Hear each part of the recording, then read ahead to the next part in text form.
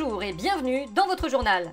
À la une cette semaine, face à la présence de troupes persistantes du Hamas dans la bande de Gaza, le Premier ministre israélien Benjamin Netanyahou a menacé de leur redonner les otages pour reprendre la guerre et le génocide s'ils ne cédaient pas à ses exigences. Le président américain Donald Trump a quant à lui voulu tempérer en proposant aux membres du Hamas de rejoindre les forces de police américaines pour apporter leur expérience et leur expertise. L'information importante de la semaine, c'est bien sûr la censure du nouveau Premier ministre d'Emmanuel Macron, Sébastien Lecornu. Ce dernier a en effet été renversé hier avec son gouvernement après la motion déposée par les Insoumis, et qui a évidemment été... De quoi ? Comment ça, pas censuré ? Mais il peut pas ne pas avoir été censuré, il y a toute l'extrême droite et toute la gauche qui l'ont voté. Comment ça, le PS a pas voté ? Mais bordel. Olivier, viens ici. J'ai rien fait, madame. Non mais t'inquiète, on va parler. Moi j'ai tout vu, madame, je sais ce qu'il a fait. Il a... Non mais c'est bon Marine, laisse-moi m'en occuper. Bon Olivier, c'est vrai, vous avez pas censuré ? En fait, le contexte fait que... Non mais réponds par oui ou par non. Vous avez pas censuré ? Non, madame. Attendez. Vos exigences, je rappelle, pour que tout le monde s'en souvienne bien, c'était pas de 49.3, suspension immédiate et définitive de la réforme des retraites, taxe Zuckman et un geste pour le pouvoir d'achat. J'ai bon ? Oui. Ok, donc sur le 49.3, de toute façon, il avait pas le choix, et sur la réforme des retraites, il a dit suspension temporaire et d'ici novembre. Donc c'est ni immédiat, ni définitif. Et sur le reste, vous avez rien eu, donc il a satisfait une revendication et demie sur 4, et seulement les plus simples. C'est pas beaucoup.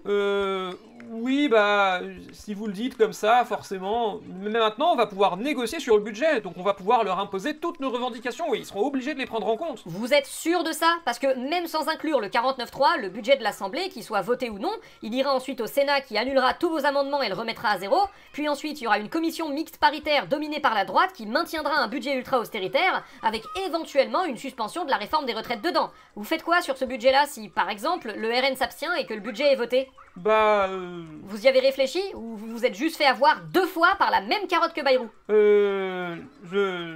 Je sais pas, madame. Mais vous êtes con! Vous vous êtes fait plumer une fois! Il vous fait la même arnaque et vous vous faites re-avoir! Vous êtes astronomiquement con! C'est pas possible d'être aussi con! Ah, ça m'énerve, faut que je fasse une pause. Mais reviens, on n'a pas fini de tourner! Merde!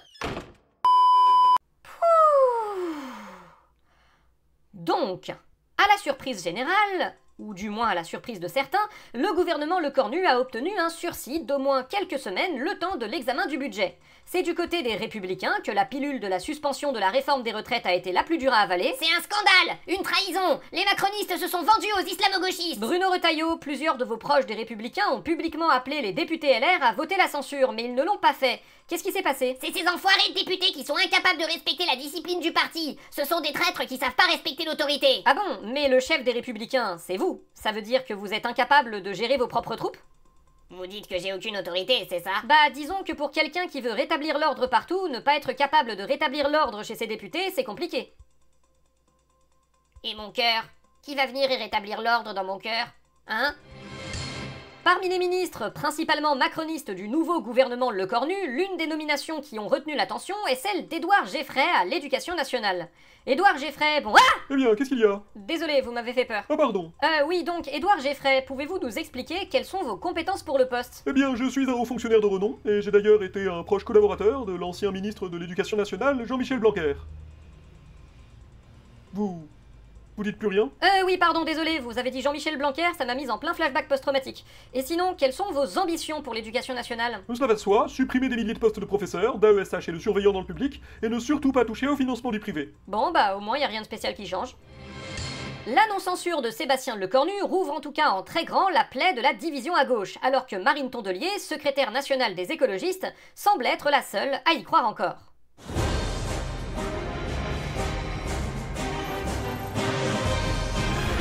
Bon, c'est parti pour cette nouvelle réunion de l'Union de la gauche. Marine, ça va?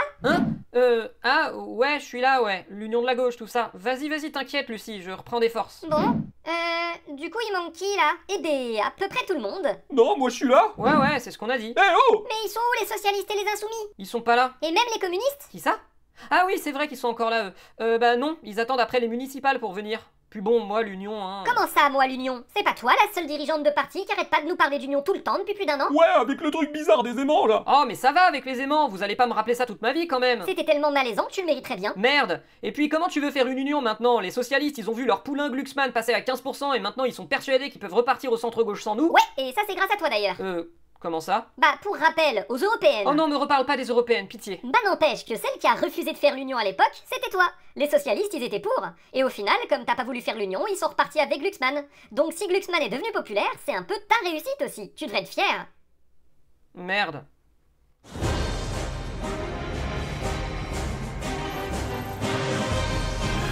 Pour notre entretien du jour, nous nous retrouvons avec l'ancien Premier ministre d'Emmanuel Macron, Édouard Philippe. Édouard Philippe, bonjour. Macron explosion. Justement, Édouard Philippe, vous avez bien participé ces derniers jours à l'explosion de la coalition Ensemble pour la République en appelant avec insistance le président Emmanuel Macron à présenter sa démission après le vote du budget. Pourquoi cela? Car j'estime qu'aujourd'hui, il y a un mal-être dans le pays.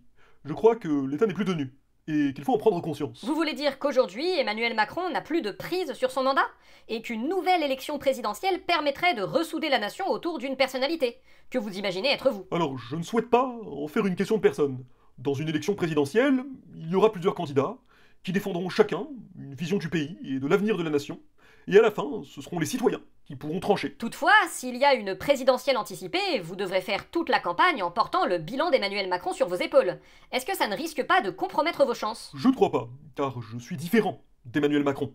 J'ai été son Premier ministre de 2017 à 2020, et c'est bien ce bilan que j'assumerai devant les électeurs. Et finalement, n'est-ce pas cela qu'on demande? Un peu d'honnêteté en politique. Nous vous souhaitons une fin de journée. À bientôt.